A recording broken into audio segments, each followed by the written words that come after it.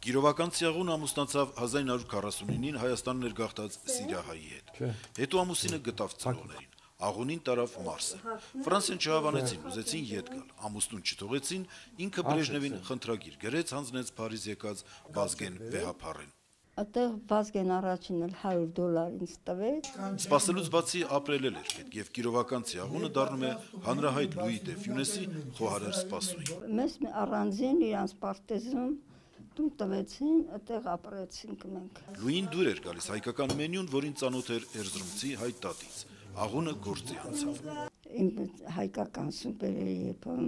շուտ լոբովանով ավլուկով, տենց բաներ, բորշե եփում, տոլմեներ շատ սիրեմ, քյաբաբեր, ընդ կրակ էին կանեմ, ցույց էի տալի ոնց անենք, ինչ անենք։ Խմորով գոզին արեմանեմ։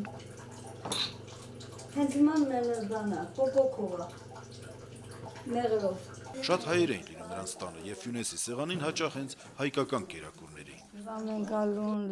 ծաղամ ձեռովսից տնեմ երեխեքին, իմ աղջիկն էլ հələ հայեր են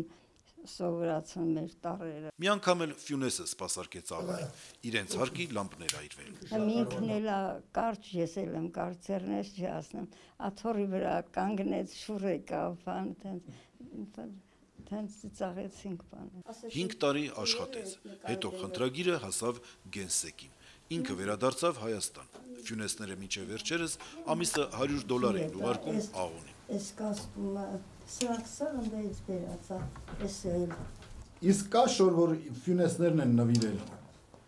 Իրանք են տվել էլի, բա ես չեմ արվում։ Նա պահպանում է այն ամեն ինչ հիշեցնում է դերասանին ու նրա ընտանիքը։ Նաև Ֆյունեսից նվեր ստացած ֆրանսիական կոնյակը, որ դեռ կիսով չափ լիքն է։ Միայն շատ սպասված հյուրերի է հյուրասիրում մի կում թանկ հիշողությունից։ Հրաչյա Պապինյան, Արման Տիտանյան, օրակարգ։